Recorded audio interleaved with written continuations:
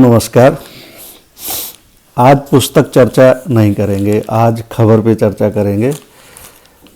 खबरें भी किसी किताब से कम नहीं होती हैं। कई खबरें ऐसे होती हैं जो अपनी किताबों से भी आगे जाके निकलती हैं।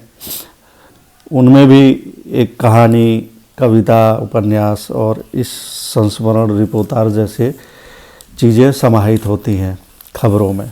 तो इसलिए खबर पर भी चर्चा करनी चाहिए। और ये भी है कि हर दिन किसी पुस्तक पर चर्चा इसलिए नहीं हो सकती कि इतना समय कम समय में कोई किताब पढ़ना और फिर उस पर चर्चा करना भी मुमकिन नहीं होता है। किताब को पढ़ने के लिए वक्त चाहिए होता है, उसके बाद फिर उस पर चर्चा की जा सकती है।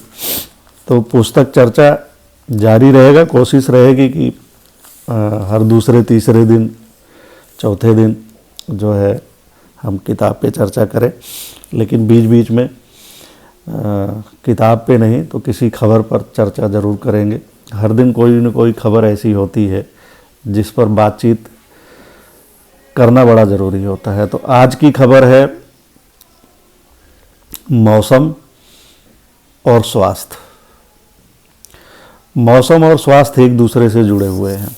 चाहे गर्मी का हो, चाहे ठंडी का हो, चाहे बारिश का हो, मौसम बदलता है, आदमी बीमार पड़ता है। बीमार पड़ता है तो उसे अस्पताल की ज़रूरत पड़ती है।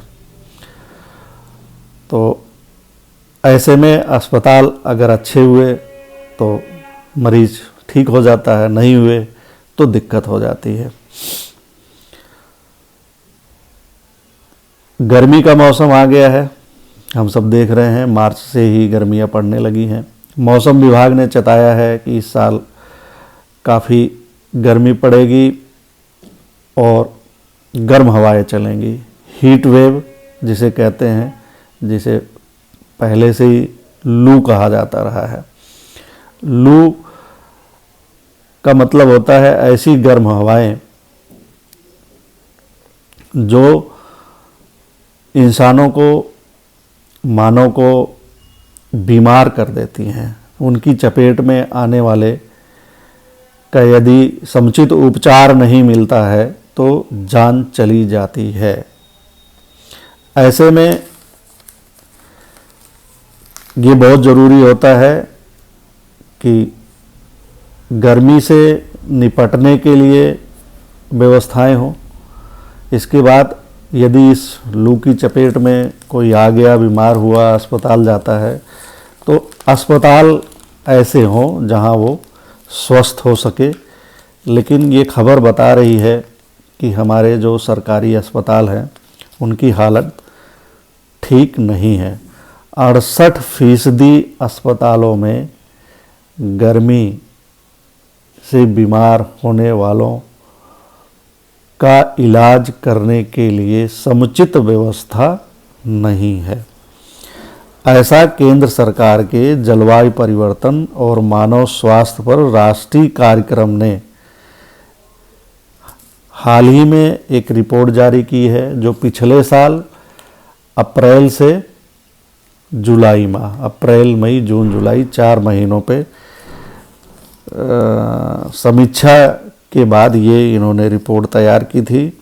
देश भर के 5069 सरकारी अस्पतालों में गर्मी से निपटने के इंतजामों की समीक्षा की गई थी। तो इसमें ये पाया गया था कि ORS घोल से लेकर इमरजेंसी कूलिंग तक की व्यवस्था का आकलन किया गया तो पाया गया कि 99% अस्पतालों में भीषण गर्मी या लू की चपेट में आने वाले रोगियों के लिए ORS घोल तो पर्याप्त मात्रा में है। ORS घोल जानते हैं, तो ये काफ़ी सस्ती चीज़ है, तो ये 99% में ये मिल गया। लेकिन इमरजेंसी कूलिंग की सुविधा केवल 32% अस्पतालों में ही मिली।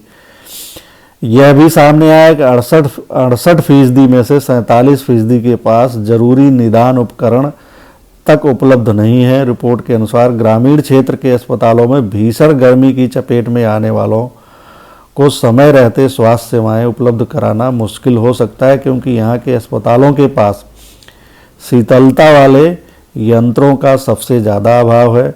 74% प्राथमिक स्वास्थ्य केंद्रों के पास एसी या कूलर नहीं है।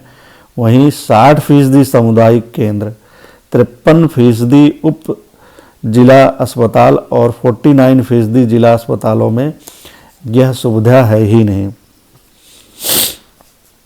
तो ऐसी हालत है जो काफ़ी चिंताजनक है। मौसम विभाग ने कहा है कि मार्च के दौरान राजस्थान, गुजरात, मध्य प्रदेश, महाराष्ट्र, उत्तर प्रदेश, झारखंड, पश्चिम बंगाल, उड़ीसा, छत्तीसगढ़, तेलंगाना, आंध्र प्रदेश, कर्नाटक और तमिलनाडु के कुछ हिस्सों सहित देश के ज़्यादातर भागों में सामान्य से अधिक गर्मी पड़ेगी। ये उन्होंने अलर्ट भी जारी किया है और ऐसे में अस्पतालों में एसी, कूलर के पर्याप्त इंतजाम होने चाहिए, जो कि नहीं है। अगर ये नहीं है, इन्हीं की मदद से मरीजों को थोड़ा बहुत ठंडा तापमान देकर राहत दी जा सकती है या जो इससे पीड़ित होते हैं उन्हें बचाया जा सकता है। लेकिन ऐसी स्थिति फिलहाल बनती नज़र नहीं आ रही है।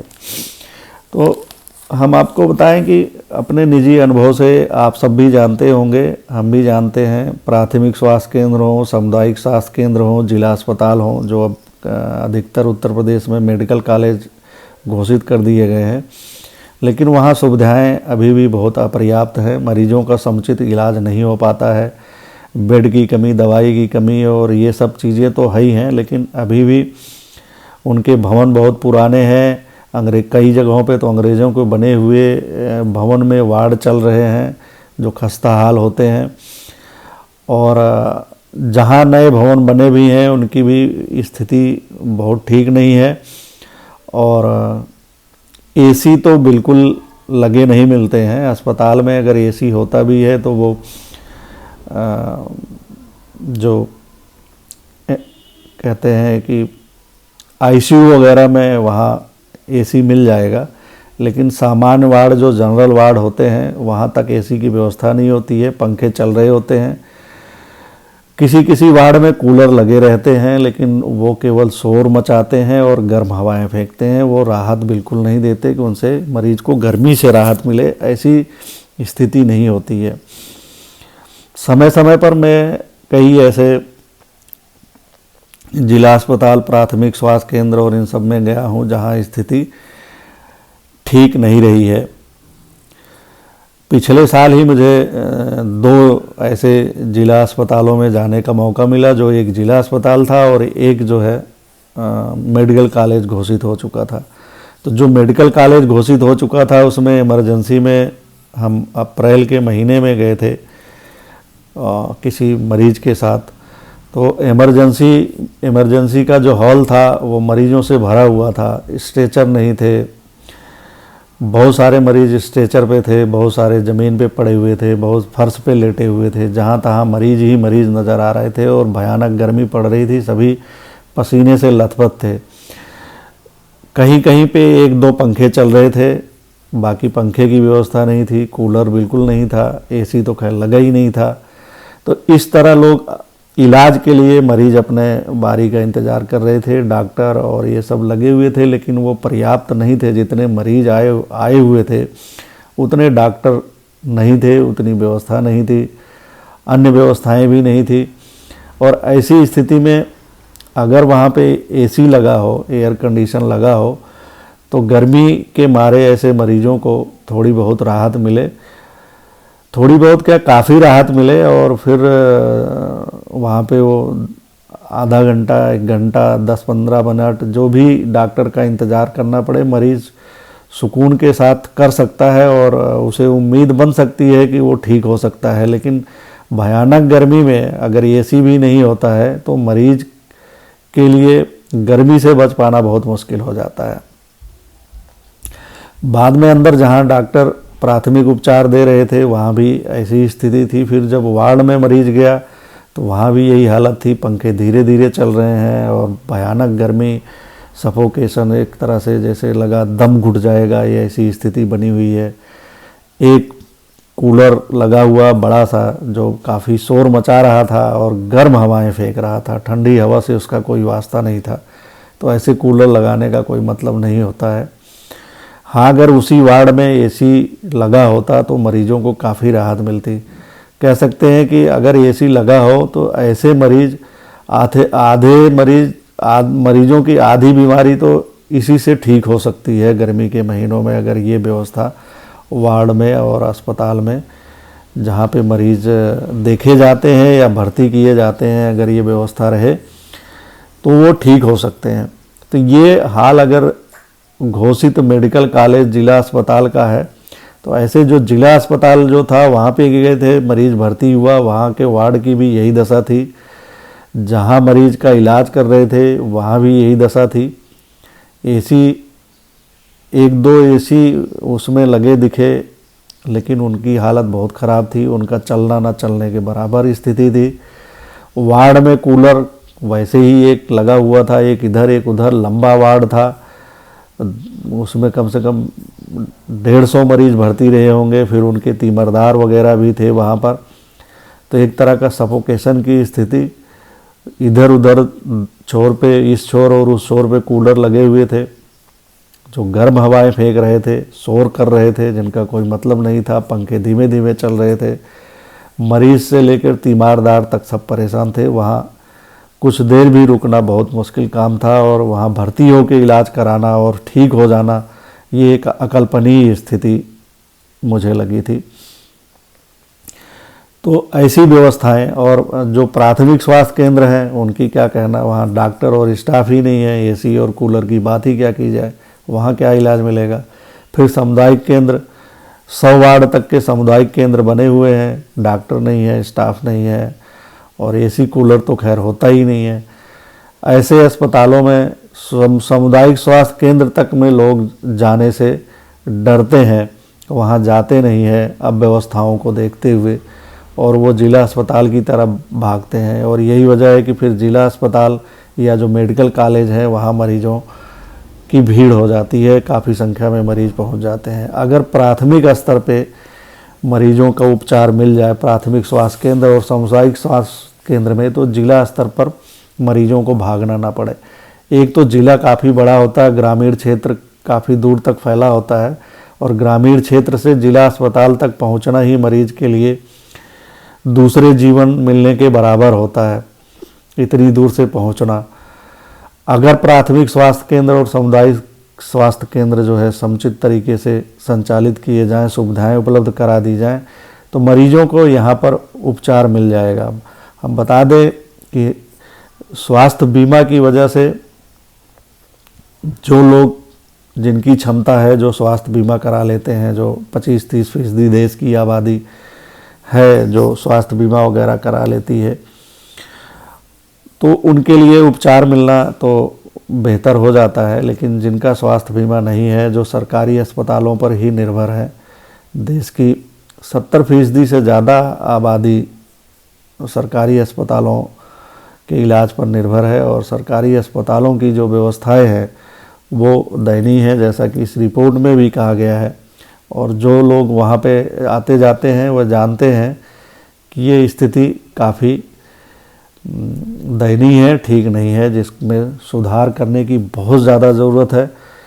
और ख़ास करके जब गर्मी आ गई है, और गर्मियों में अगर एसी और कूलर भी ना मिले सही तरीके से मरीजों को वार्ड में या जहाँ डॉक्टर इलाज करता है, तो वो एक भयानक स्थिति हो जाती है।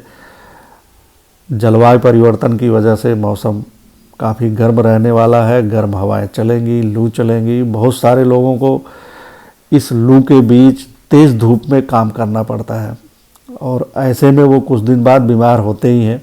उनको घर पे भी ये सुविधाएं नहीं मिलती एसी कूलर की, तो काम करके जब वो घर आते हैं तो वहाँ भी ये सुविधा नहीं होती, और काम वाले जगह भी सुविधा नहीं होती है। ऐसे लोगों के लिए जब ऐसे अस्पतालों में जाते हैं तो काफ़ी दिक्कत हो जाती है, और ये जानलेवा साबित हो जाती है।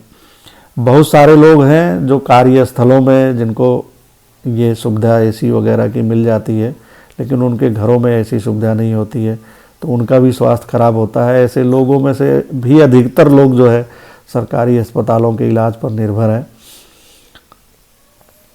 तो वहाँ जाके भी उनको ये दिक्कतों का सामना करना पड़ता है।